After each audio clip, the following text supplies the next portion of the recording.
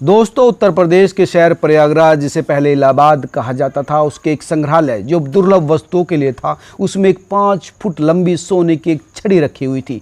छड़ी बहुत खूबसूरत थी। उसके ऊपरी सिरे पर नंदी बने हुए थे। तमिल में कई श्लोक लिखे थे, कई झंडे बने थे और बहुत खूबसूरत तरीके से इसको बनाया गया था। इस छड़ी के बारे में लेकिन जानकारी नहीं थी।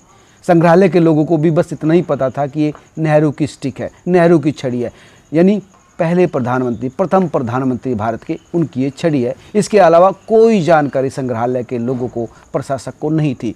तो जब प्रशासक को इसकी जानकारी नहीं तो आम जनता भी इससे अनभिज्ञ थी, बस नेहरू की छड़ी है।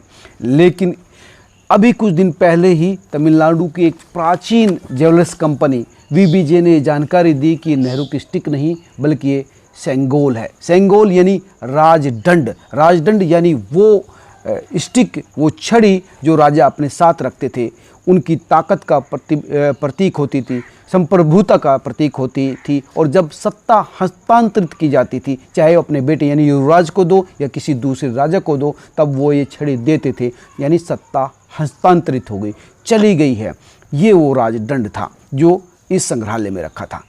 और जब इस ज्वेलर्स कंपनी वीबीजे ने बताया कि ये आज़ादी से पहले उनके ही पूर्वजों ने इसको बनाया था, ताकि जब देश आज़ाद हो तो अंग्रेज़ इस छड़ी को, इस राजदंड को, इस सेंगोल को भारत के प्रथम प्रधानमंत्री पंडित नेहरू को दे, इसलिए इसको बनाया गया था। तमिलनाडु के बड़े विद्वानों ने इसको मंत्रोच्चारित किया था, गंगा जल में इसको पवित्र किया था और तब लास्ट गवर्नर जनरल जो थे लॉर्ड माउंटबेटन को दी थी। दरअसल लॉर्ड माउंटबेटन को ही अंग्रेजों ने नियुक्त किया था सत्ता हस्तांतरित करने के लिए, और लॉर्ड माउंटबेटन ने ये छड़ी पंडित नेहरू को दी थी। दरअसल हुआ यूँ कि लॉर्ड माउंटबेटन क्योंकि अंग्रेज़ थे तो उनको भारतीय सभ्यता संस्कृति की जानकारी नहीं थी, और इसलिए उन्होंने पंडित नेहरू से ही पूछा कि वो किस कार्यक्रम के थ्रू, किस प्रोसेस के थ्रू सत्ता हस्तांतरित करें।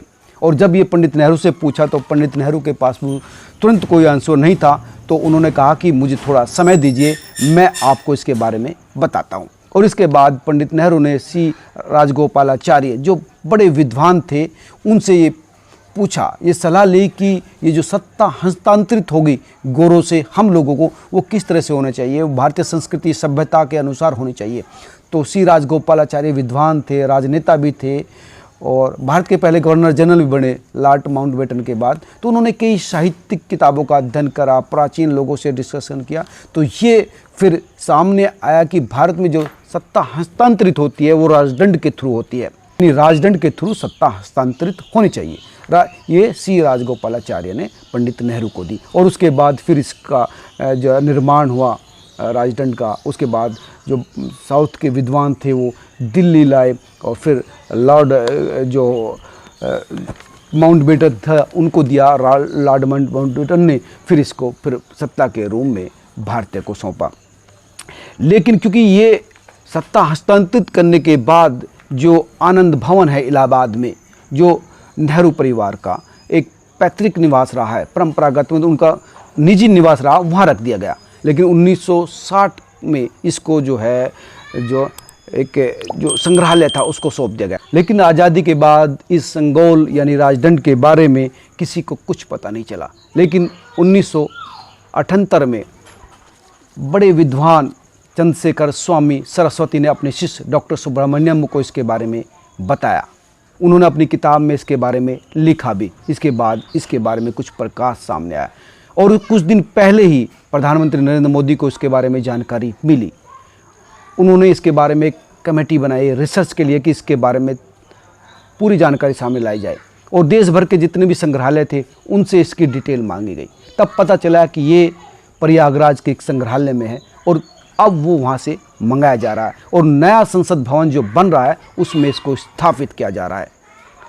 वहाँ पर जो पोडियम होता है स्पीकर का, लोकसभा अध्यक्ष का, जो देश की सबसे बड़ी संस्था है संसद, लोकसभा, उसके पोडियम में इसको स्थापित किया जाएगा। और तमिलनाडु से आए हुए विद्वान इसको प्रधानमंत्री नरेंद्र मोदी को सौंपेंगे। और सबसे महत्वपूर्ण बात है कि एक व्यक्ति जो उस दौरान यानी आज़ादी के दौरान भी रहा है इस पोडियम की प्रक्रिया में, इस बार भी वो आएंगे। और सबसे महत्वपूर्ण बात है कि ये जो पोडियम में रखा जाएगा, ये संग्रहालय में इसलिए नहीं रखा जाएगा कि प्रधानमंत्री और सरकार ये मानती है कि ये जो चीज़ है, यानी राजदंड है, ये संग्रहालय में रखने वाली चीज़ नहीं है। ये एक प्रतिबिंब है राजा की ताकत का, संप्रभुता का, न्यायप्रियता का, इसलिए इसको संसद में होना चाहिए। इसको संसद में स्थापित किया जा रहा है। और भारत में जो ये सेंगोल की परंपरा है बहुत पुरानी है।